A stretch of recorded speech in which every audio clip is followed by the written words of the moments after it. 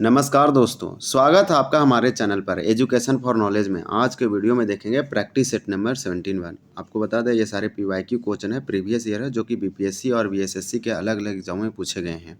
ये आने वाले 17 फर्स्ट बीपीएससी हो या फिर 72nd बीपीएससी हो या बीपीएससी टीचर 4.0 हो, ये सारे एग्जामों के लिए इंपॉर्टेंट हो, बिहार एसआई, बिहार पुलिस इत्यादि एग्जामों के लिए।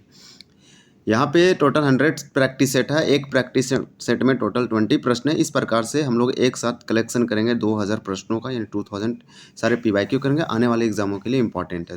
तो चलिए इसे बिना किसी देरी किए हुए स्टार्ट करते हैं। अगर आप 1 से लेकर 17 तक नहीं देखे हैं तो आप अवश्य देखें, प्लेलिस्ट बना हुआ Bihar special important static GK GS practice set करके आप विजिट करें, क्योंकि रिवीजन इज़ द सक्सेस की। तो आप वीडियो को जितने भी प्लेलिस्ट में बना हुआ है, जितने भी सेट है, आप अवश्य रिवीजन करते रहें। पहला क्वेश्चन दिया गया है कि मौर्य प्रशासन में ग्रामीण क्षेत्र से प्राप्त राजस्व को क्या कहा जाता था। तो राइट आंसर हो जाएगा ए का ए, वर्तमान। यानी मौर्य प्रशासन में जो ग्रामीण क्षेत्रों में प्राप्त होते थे राजस्व, रेवेन्यू, उसे वर्तमान कहा जाता था। नेक्स्ट देखेंगे क्वेश्चन नंबर 2। अगर यहाँ पे हम लोग मौर्य वंश की बात किया जाए तो मौर्य वंश जो है, मौर्य वंश का जो स्थापना हुआ था वो 322 ईसा पूर्व किया गया था। ये कौटिल्य या फिर हम लोगों ने चाणक्य के हेल्प से चंद्रगुप्त मौर्य ने किया था, और इसके जो राजधानी रखा गया था वो पाटलिपुत्र, जो आज के समय में पटना है। तो कुछ इंपॉर्टेंट, अगर इसके प्रमुख शासक की बात किया जाए तो चंद्रगुप्त मौर्य, जो कि मौर्य वंश के संस्थापक थे। ये शक्तिशाली नंद वंश को हरा कर ये किए थे। उसके बाद बिंदुसार चंद्रगुप्त मौर्य का पुत्र था, जिसने साम्राज्य को विस्तार और मजबूत किया। फिर अशोका, जो द ग्रेट अशोका बिंदुसार का पुत्र था और जिसने साम्राज्य को अपने चरम पर पहुंचाया और बौद्ध धर्म को अपनाया। और फिर दशरथ। तो ये कुछ इंपॉर्टेंट इनके प्रशासन या शासक थे, तो रूलर्स थे। क्वेश्चन नंबर 2 में दिया गया है कि बिहार में कहाँ मत्स्य अनुसंधान केंद्र का स्थापना का प्रस्ताव है। तो 2 का राइट आंसर ये हो जाएगा, ये मीठापुर में, बिहार के मीठापुर में मत्स्य अनुसंधान केंद्र की स्थापना का प्रस्ताव पारित किया गया है। तो इसका आंसर हो जाएगा 2 का ए, मीठापुर। क्वेश्चन नंबर 3 दिया गया है। क्वेश्चन नंबर 3 में आपसे पूछा जा रहा है कि मैथिली भाषा के सर्वोपरि कवि विद्यापति का जन्म कहाँ हुआ था। तो 3 का राइट आंसर हो जाएगा बी, दरभंगा। तो जो मैथिली भाषा के जो सर्वोपरि कवि हैं उनका नाम है विद्यापति, और विद्यापति का जन्म बिहार के दरभंगा जिला में हुआ है। अगर हम लोग विद्यापति की बात करें तो विद्यापति का जो जन्म है, अगर ये डेट, विद्यापति का जन्म लगभग 1352 ईस्वी में माना जाता है, और बिहार के मधुबनी यानी कि दरभंगा जिला के आसपास। और इनका मृत्यु जो है वो 1448 ईस्वी में हुआ था। तो ये याद रखें कि जन्म 1352 में और मृत्यु 1448 ईस्वी में।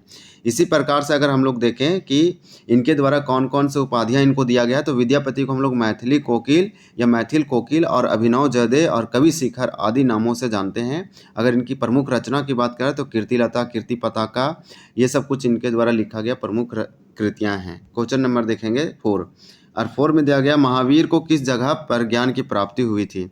4 का राइट आंसर भी हो जाएगा, साल वृक्ष के नीचे महावीर की ज्ञान की प्राप्ति हुआ था। नेक्स्ट देखेंगे क्वेश्चन नंबर 5।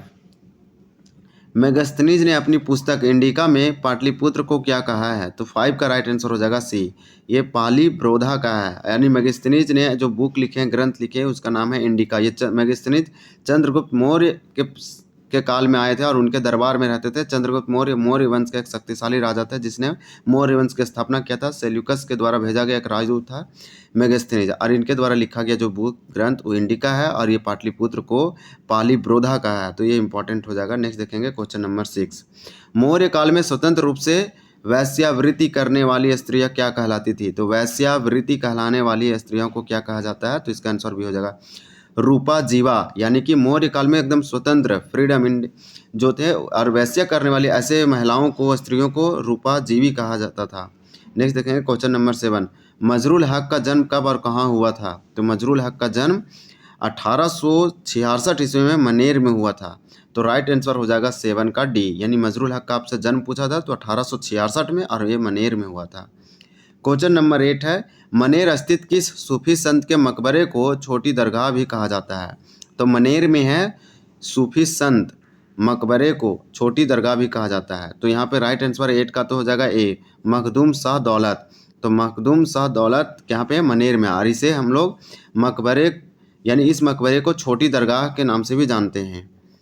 तो राइट आंसर हो जाएगा ए। क्वेश्चन नंबर 9 दिया गया है, पटना में गोलघर का निर्माण किस उद्देश्य से कराया गया था? तो पटना में जो गोलघर का निर्माण कराया गया था उसका उद्देश्य या एम क्या था? तो 9 का आंसर हो जाएगा सी, अनाज भंडारण के उद्देश्य से पटना में गोलघर का निर्माण करवाया गया था, यानी कि फूड स्टोरेज आप बोल सकते हैं, ग्रेन स्टोरेज। क्वेश्चन नंबर 10 है, प्रसिद्ध विद्वान मंडन मिश्रा की पत्नी का नाम क्या था? तो प्रसिद्ध विद्वान था मंडन मिश्र और इनके पत्नी का नाम आपसे पूछा जा रहा है, तो 10 का आंसर हो जाएगा, ये भारती नाम था इनके वाइफ का। क्वेश्चन नंबर 11 है, 11 में आपसे पूछा जा रहा है कि बिहार के किस क्षेत्र के संबंध में बसाती नूल उन एक मूल्यवान स्रोत है? तो क्वेश्चन नंबर 11 का राइट आंसर हो जाएगा बी, और हम लोग देखेंगे कि बी में ऑप्शन में क्या दिया है। तो इसका आंसर हो जाएगा बी, तिरहुत। नेक्स्ट क्वेश्चन है, क्वेश्चन नंबर 12 है। 12 में आपसे पूछा जा रहा है कि मलिक इब्राहिम बाया का मकबरा कहाँ स्थित है? तो मलिक इब्राहिम बाया का मकबरा ये कहाँ पे लोकेटेड है? 12 का राइट आंसर हो जाएगा डी, ये बिहार शरीफ में है। बिहार के नालंदा जिला के बिहार शरीफ में मलिक इब्राहिम बाया का मकबरा अवस्थित है। क्वेश्चन नंबर 13 है। 13 में आपसे पूछा जा रहा है कि किस पंचवर्षीय योजना में जवाहर रोजगार योजना का नाम बदलकर ग्रामीण समृद्धि योजना रखा गया था? तो 13 का राइट आंसर सी हो जाएगा, 9वीं पंचवर्षीय योजना में 9th 5 ईयर प्लान में जवाहर रोजगार योजना का नाम चेंज करके ग्रामीण समृद्धि योजना कर दिया गया। तो राइट आंसर हो जाएगा सी, 9वीं पंचवर्षीय योजना। क्वेश्चन नंबर 14 है, समा चकेवा का त्यौहार बिहार के किस अंचल में मनाया जाता है? तो समा चकेवा का त्यौहार बिहार के किस अंचल में मनाया जाता है? तो इसका आंसर हो जाएगा ए, मिथिला में, यानी बिहार के मिथिला अंचल में समा चकेवा एक फेस्टिवल है, त्यौहार है जो मनाया जाता है। नेक्स्ट देखेंगे क्वेश्चन नंबर 15, कलम के सिपाही रामवृक्ष बेनीपुरी का जन्म कब और कहाँ हुआ था?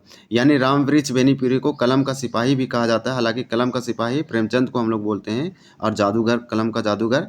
तो इस प्रकार से जो कलम के सिपाही हैं रामवृक्ष बेनीपुरी, इनका जन्म कब और कहाँ हुआ आपसे पूछा जा रहा है। तो राइट आंसर भी हो जाएगा 1899 मुजफ्फरपुर में, यानी रामवृक्ष बेनीपुरी का बिहार के मुजफ्फरपुर में 1899 ईस्वी में जन्म होता है। क्वेश्चन नंबर 16 है, अंत्योदय अन्न योजना का प्रारंभ कब किया गया था? 16 का राइट आंसर सी हो जाएगा, 2000 ईस्वी में अंत्योदय अन्न योजना का शुरुआत किया गया था। क्वेश्चन नंबर 17 है, नरेगा का नाम परिवर्तित करके मनरेगा कब किया गया? तो देखिए सिंपल क्वेश्चन है, यही सब रिपीट किया जाता है। तो नरेगा का शुरू में जब आया तो नरेगा रखा गया, लेकिन फिर इसके मनरेगा कर दिया गया महात्मा गांधी के नाम पर। तो नरेगा का नाम चेंज किया गया था, नाम परिवर्तित करके मनरेगा किया गया। तो इसका आंसर हो जाएगा सी, 2009 ईस्वी में नरेगा का नाम चेंज करके मनरेगा किया गया था। मगध के किस शासक के समय 326 ईसा पूर्व में यूनानी शासक सिकंदर का भारत पर आक्रमण हुआ था? तो 18 का राइट आंसर भी हो जाएगा, घनानंद। मगध के किस शासक? तो मगध के बोलेंगे घनानंद के समय 326 ईसा पूर्व में यूनानी शासक सिकंदर का भारत पर आक्रमण हुआ। तो सिकंदर जब भारत पर आक्रमण किया था वो डेट था 326 और मगध का शासक था घनानंद।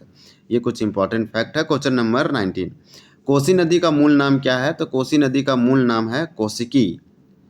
नेक्स्ट देखेंगे क्वेश्चन नंबर 20, और इस वीडियो का इस सेट का लास्ट क्वेश्चन है। क्वेश्चन नंबर 20 में आपसे पूछा जा रहा है, प्रसिद्ध चिकित्सक जीवक मगध राज्य में किसके शासन काल में था? तो ये क्वेश्चन पूछा जाता है, उस चिकित्सक का नाम था जीवक, और ये लगातार बीपीएससी के पीटी में 1-2 बार पूछे गए हैं। तो प्रसिद्ध चिकित्सक ट्रीटमेंट करने वाला जीवक था, जो मगध राज्य में किसके शासन में था? तो राइट आंसर हो जाएगा 20 का ए, ये बिंबिसार के दरबार में था जीवक। तो इस प्रकार से टॉप 20 प्रश्न देखे, आंसर है सेट नंबर प्रैक्टिस सेट जो 72 है, वो अगले पार्ट में देखेंगे, अगले वीडियो में। तो इस प्रकार से अगर आप नहीं देखें तो कंप्लीट वीडियो देखें। तो दोस्तों ये था हमारा प्रैक्टिस सेट नंबर 71 यानी 71। अगर आपको यह जानकारी पसंद आई हो तो वीडियो को लाइक और शेयर करना ना भूलें, चैनल को सब्सक्राइब करें और बेल आइकन दबाएं ताकि आप हमारे आने वाले वीडियो को मिस ना करें। मिलते हैं अगले वीडियो में, तब तक के लिए धन्यवाद। जय हिंद।